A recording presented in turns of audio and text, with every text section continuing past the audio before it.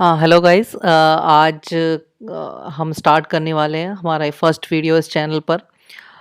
हम प्रोग्रामिंग क्या होती है और we would be covering C data structures और एल्गोरिथम्स और बेसिकली हम बहुत बेसिक से स्टार्ट करने वाले हैं। तो अगर आप स्टार्ट कर रहे हैं प्रोग्रामिंग में या अपने कॉन्सेप्ट्स को ब्रश अप करना चाह रहे हैं या आप स्क्रैच से स्टार्ट कर रहे हैं तो ये आपके लिए एकदम सही जगह है। आप यहाँ पे आके हमारे वीडियोस को फॉलो कीजिए और आपको डेफिनेटली एक आइडिया मिलेगा और आपको आपके कॉन्सेप्ट्स जो हैं वो और अच्छे होंगे प्रोग्रामिंग को लेके। आप अपने डाउट्स क्वेश्चंस हमें कमेंट सेक्शन में भेज सकते हैं या फिर आप हमें पर्सनल मेल भी कर सकते हैं। जितना पॉसिबल होगा हम उन्हें रिप्लाई करेंगे। तो आज का टॉपिक, आज हम कोडिंग के अंदर नहीं जाएंगे। आज हम पहले देखते हैं कि प्रोग्रामिंग होती क्या है, प्रोग्रामिंग लैंग्वेजेस क्या होती हैं और क्यों ज़रूरी है एक प्रोग्रामिंग लैंग्वेज एक कंप्यूटर इंजीनियर या सॉफ्टवेयर इंजीनियर या अगर आप उस फील्ड में जाना चाहते हैं तो उनके लिए क्यों ज़रूरी है। तो प्रोग्रामिंग लैंग्वेजेस, सो हम स्टार्ट करते हैं लैंग्वेज क्या होती है। तो एज यू ऑल नो कि लैंग्वेज एक एक प्री डिफाइंड एक फॉर्मेट ऑफ रूल्स होता है कि मैं कुछ बोल रहा हूँ और सामने वाला समझ सके।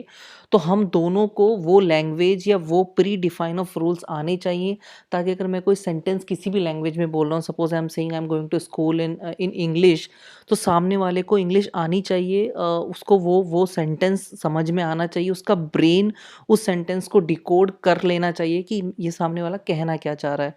तो इस तरीके से लैंग्वेज होती है। प्रोग्रामिंग लैंग्वेज क्या होती है और मैं कहूँ कंप्यूटर लैंग्वेज क्या होती है। तो कंप्यूटर क्या होता है, कंप्यूटर के अंदर इंस्ट्रक्शंस होते हैं, कंप्यूटर के अंदर सॉफ्टवेयर्स होते हैं। सॉफ्टवेयर्स क्या होते हैं, सॉफ्टवेयर्स में बहुत सारे इंस्ट्रक्शंस लिखे होते हैं कि हम कंप्यूटर से ये काम करवाना चाहते हैं। तो उस कंप्यूटर को उस इंस्ट्रक्शंस को पहुंचाने का एक जरिया है लैंग्वेज। कंप्यूटर एक फिक्स्ड फॉर्मेट या फिक्स्ड सिंटेक्स में अगर हम कंप्यूटर को कोई चीज़ कहें तो कंप्यूटर उसे डिकोड करके समझ सकता है कि हम उसे ये कहना चाह रहे हैं। अ, अगर हम किसी और फॉर्मेट में कंप्यूटर को कुछ कहना चाहेंगे तो हर फॉर्मेट को कंप्यूटर नहीं समझ पाएगा। तो एक फिक्स्ड फॉर्मेट होता है जिसको कंप्यूटर समझ सकता है और उस फॉर्मेट में हम अपनी बात कह सकें, उसको प्रोग्रामिंग कहते हैं। So programming is nothing but a set of instructions in a fixed format. तो एक कोई फॉर्मेट में मैं इंस्ट्रक्शन एक क्रिएट करता हूँ और ऐसी बहुत सारे इंस्ट्रक्शंस को अगर मैं एक साथ इकट्ठा कर दूँ तो उसको बोलते हैं प्रोग्रामिंग। और वो जिस सिंटेक्स या जिस रूल्स को फॉलो करके लिखी जाती है उसको हम बोल देते हैं प्रोग्रामिंग लैंग्वेज कोड।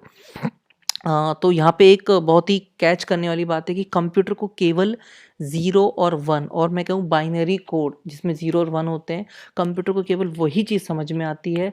तो अगर हमें कुछ भी कंप्यूटर को कहना है तो हमें फाइनली उस हमारी बात को 0 1 के रूप में कन्वर्ट करना पड़ेगा, तभी कंप्यूटर समझ सकता है। तो हम आगे देखेंगे कि हम 0 1 में ही कंप्यूटर को कोई चीज़ पहुंचा सकते हैं, और भी ज़रिए हैं पहुंचाने के। बट ये चीज़ एक पक्का है कि कंप्यूटर जब भी कोई बात समझेगा तो बाइनरी कोड में ही समझेगा। ठीक है, तो मैं आपके लिए जो डेफिनेशंस है वो एक बार रीड आउट कर देता हूँ। So what is a programming language? A vocabulary and set of grammatical और syntax for instructing a computer to perform specific task, जो मैं आपको बता चुका हूँ। Programming languages can be used to create computer programs. So programs are nothing but एक set of instructions, जो मैं आपको बोल चुका हूँ। The term programming languages usually refer to high level languages. तो जैसा मैंने आपको बोला कंप्यूटर केवल 0 या 1 को ही समझ सकता है। अगर मैं अपना इंस्ट्रक्शन 0 1 में लिख के कंप्यूटर को दूँ, वो उसमें आसानी से समझ लेगा, वो उसको डिकोड कर लेगा, उसको बोलते हैं low level languages. But you know कि 0 1 में लिखना हर चीज़ या समझाना या इंस्ट्रक्ट करना कंप्यूटर को एक ह्यूमन के लिए, एक इंसान के लिए बहुत डिफ़िकल्ट होता है। तो उसका एक सॉल्यूशन है कि आप उसमें ना लिख के किसी और तरीके से लिख दीजिए, बाद में हम उसको कन्वर्ट कर लेंगे और 0 1 में पहुंचा देंगे।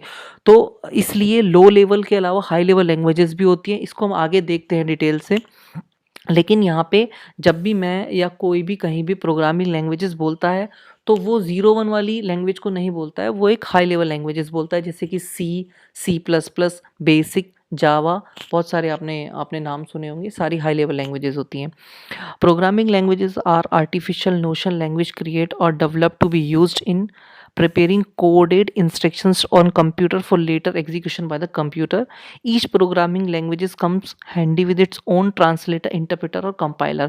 तो ये जो लास्ट लाइन है ये वही है जो मैंने आपको बताया कि हर लैंग्वेज को लास्ट में हर कोड को 0 1 में कन्वर्ट करना होता है। तो अगर आप किसी लैंग्वेज में कोई कोड लिखते हैं, सपोज आप सी में लिखते हैं, तो हमें कंपाइलर की ज़रूरत पड़ती है जो उसे फाइनली 0 1 या बाइनरी कोड में कन्वर्ट कर देता है और कंप्यूटर उसे समझ लेता है। तो अब हिस्ट्री देखते हैं। तो सबसे पहले जो लैंग्वेजेस थी इनको जनरेशन्स में डिवाइड किया हुआ है। First generation, second generation, third generation, fourth और फिफ्थ जनरेशन। तो आप देखेंगे फर्स्ट और सेकंड जनरेशन को लो लेवल लैंग्वेजेस बोलते हैं। आप यहाँ पे देख सकते हैं ये दो फर्स्ट और सेकंड जनरेशन होती है, लो लेवल होती हैं, और ये जो होती है इनको हाई लेवल लैंग्वेजेस बोला जाता है। सो फर्स्ट जनरेशन में क्या था, फर्स्ट जनरेशन यानी कि जो सबसे पहले जो लैंग्वेज आई थी कंप्यूटर की, उसको मशीन लैंग्वेज बोलते थे। मशीन लैंग्वेज कुछ नहीं होता है, मशीन लैंग्वेज बाइनरी कोड होता है, मतलब 0 और 1। तो बाइनरी कोड मतलब मशीन लैंग्वेज। तो फर्स्ट जनरेशन में जब भी कंप्यूटर को इंस्ट्रक्शंस दिए जाते थे तो वो 0 1 में दिए जाते थे। जब भी कंप्यूटर को से कुछ कम्युनिकेट करना होता था, कुछ कहना होता था, तो अब 0 1 की फॉर्म में ही कह पाते थे। उसको फर्स्ट जनरेशन बोलते हैं। उसके बाद सेकंड जनरेशन आया। सेकंड जनरेशन में कुछ चेंजेस हुए, उसमें 0 1 की जगह हम रजिस्टर नेम्स और कुछ मैनेमोनिक से कंप्यूटर को इंस्ट्रक्ट कर सकते थे, लेकिन वो भी इतना ईजी नहीं होता था, इसलिए इन दोनों लैंग्वेजेस को लो लेवल लैंग्वेजेस बोलते हैं। अब इसके बाद आती है थर्ड जनरेशन लैंग्वेजेस, जिसका सबसे अच्छा एग्जांपल है सी। इसमें क्या होता है, ये हाई लेवल लैंग्वेजेस की शुरुआत होती है यहाँ से। इसमें क्या होता है कि हम कंप्यूटर को 0 1 या मैनेमोनिक और रजिस्टर नेम्स के थ्रू इंस्ट्रक्ट ना करके हम उसे एक और भी आसान कोडिंग लैंग्वेज में, आसान भाषा में कंप्यूटर को हम अपनी बात पहुंचा सकें। उसमें कुछ सिंटेक्स हम फॉलो करेंगे और उन सिंटेक्स में हमारे सेंटेंसेस लिख देंगे नॉर्मल इंग्लिश में, जैसे कि इंग्लिश में हम लिखते हैं, और वो फिर बाद में कन्वर्ट होके मशीन लैंग्वेज या फर्स्ट जनरेशन लैंग्वेज में फाइनली कन्वर्ट हो जाएंगे। कंप्यूटर अपनी बात समझ लेगा, लेकिन हमें एज ए ह्यूमन हम अपनी बात हाई लेवल लैंग्वेजेस में कंप्यूटर तक पहुंचा सकते हैं। फिर कंप्यूटर के अंदर कंपाइलर होता है, वो पहले से डिफाइंड होता है, वो उसको कन्वर्ट कर देगा मशीन लैंग्वेज में। इसके बाद आती है fourth generation languages and fifth generation languages. ये और भी हमारा काम आसान बनाती हैं। फोर्थ जनरेशन में स्क्रिप्टिंग लैंग्वेजेस आती हैं, वो हम अभी इसको एज ही रहने देते हैं, अभी छोड़ देते हैं। हमारा मेन फोकस अभी जो होगा वो थर्ड जनरेशन को लेकर होगा, जहाँ पे सारे आपके डेटा स्ट्रक्चर्स, एल्गोरिथम्स कवर होंगे, और सी प्लस प्लस ये सब लैंग्वेजेस के अंदर आती हैं थर्ड जनरेशन के अंदर। और लास्ट में आती है फिफ्थ जनरेशन। इसको भी अभी हम नहीं लेंगे, ये आपका काम और आसान कर देता है। ये एक तरीके से टूल्स आ गए हैं जिनमें ड्रैग एंड ड्रॉप करो और आपका सॉफ्टवेयर या जो भी प्रोग्राम है वो रेडी हो जाता है। तो ये सब हम अभी कवर नहीं करेंगे, हमारा मेन फोकस रहेगा थर्ड जनरेशन लैंग्वेजेस पे। अभी देखते हैं टाइप ऑफ लैंग्वेजेस। सो ये जो पिछला जो था, जो मैंने आपको अभी डिस्क्राइब किया, ये एक तरीके से उसी का समरी है। यहाँ पे आप देखेंगे मेनली 3 टाइप के लैंग्वेजेस में डिवाइड किया हुआ है।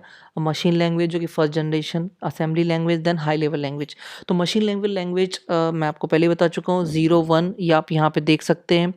ये बाइनरी लैंग्वेज, ये मशीन लैंग्वेज है। यहाँ पे कंप्यूटर इसी लैंग्वेज में समझता है। सबसे पहले यही लैंग्वेज आई थी, लेकिन इसके साथ प्रॉब्लम ये थी कि बहुत ज़्यादा डिफ़िकल्ट थी लिखने में।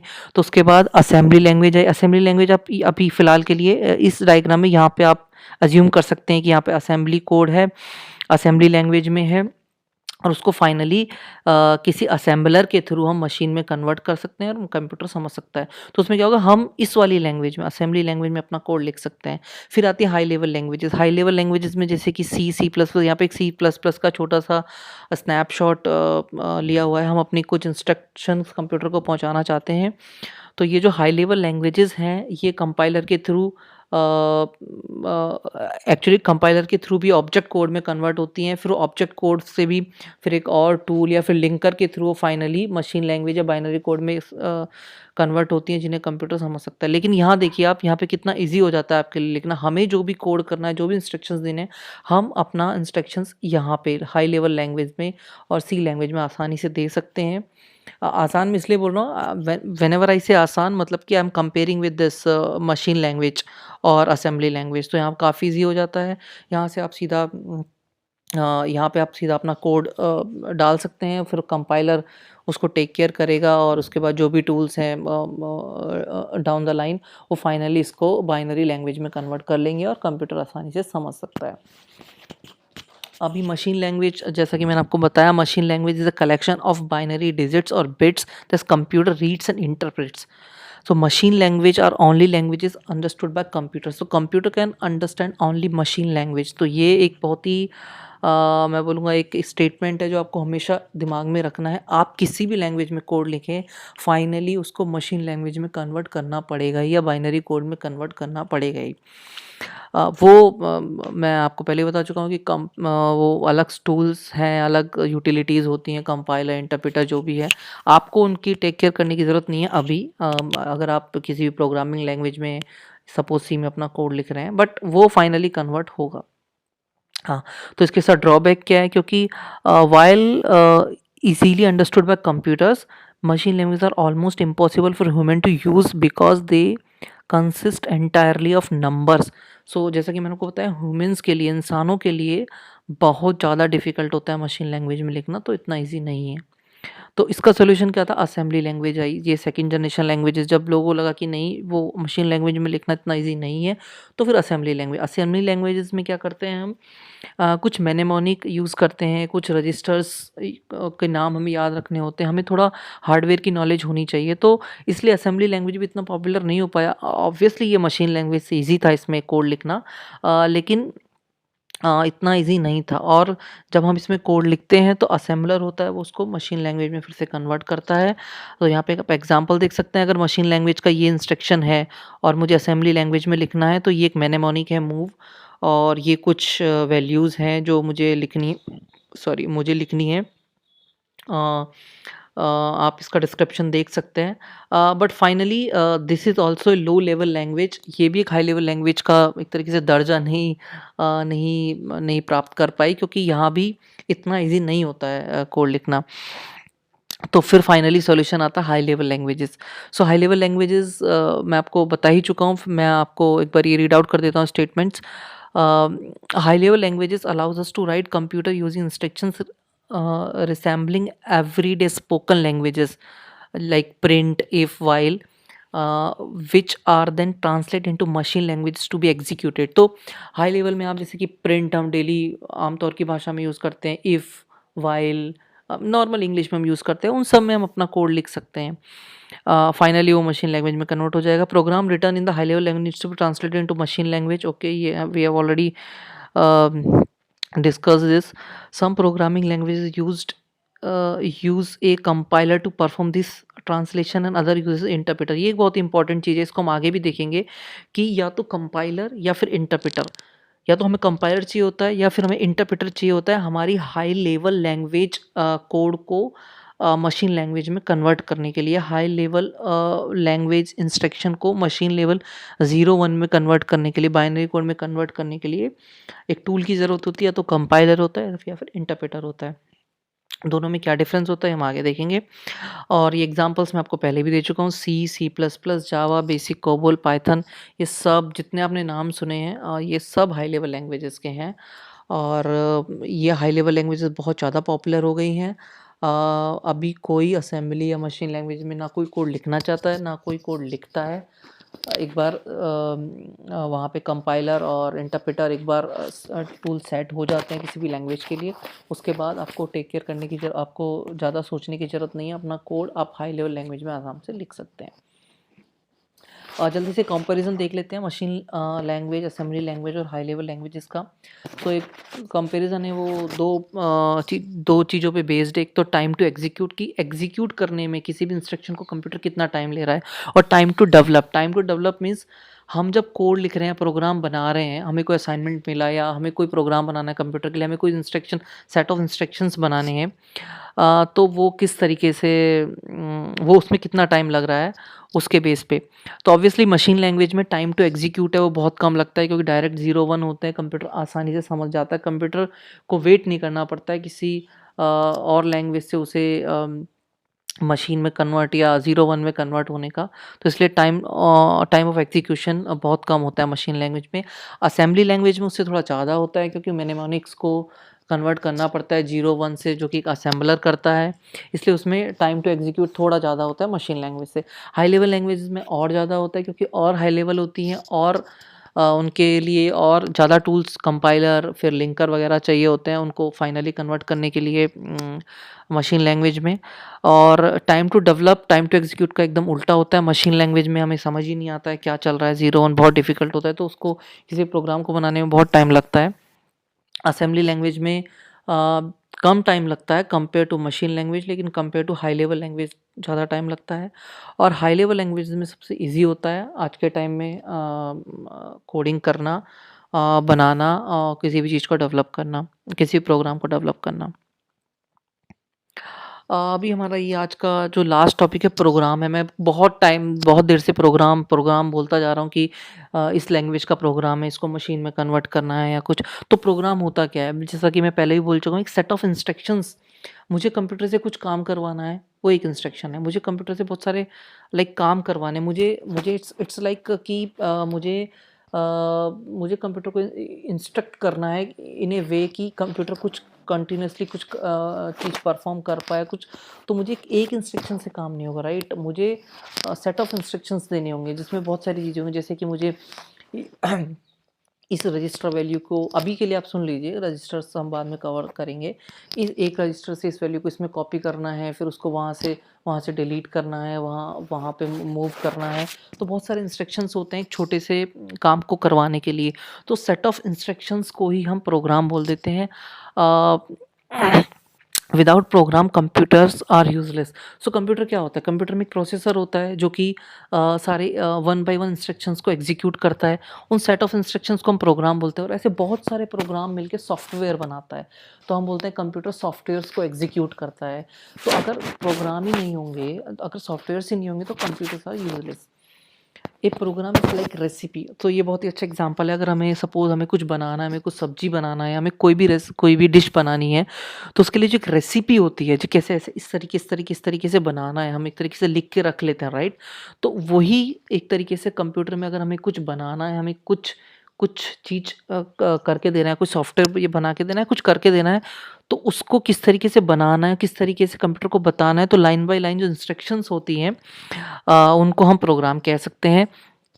जिसमें कि बहुत सारे वेरिएबल्स होते हैं, और उन वेरिएबल्स को किस तरीके से यूज़ करना है, ये हम सब आगे कवर करेंगे स्टेटमेंट्स में।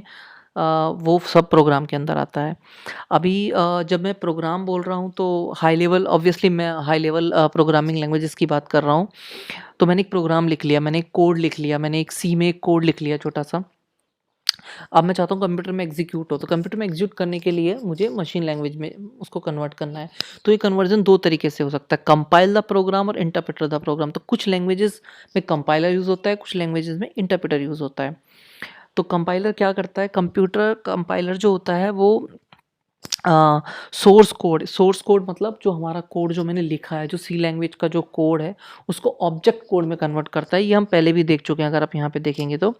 ये कंपाइलर इसको ऑब्जेक्ट कोड में कन्वर्ट कर रहा है। ऑब्जेक्ट कोड फिर using further tools it will convert into the binary language. तो कंपाइलर का ये काम है। हाँ, कंपाइलर का एक काम है।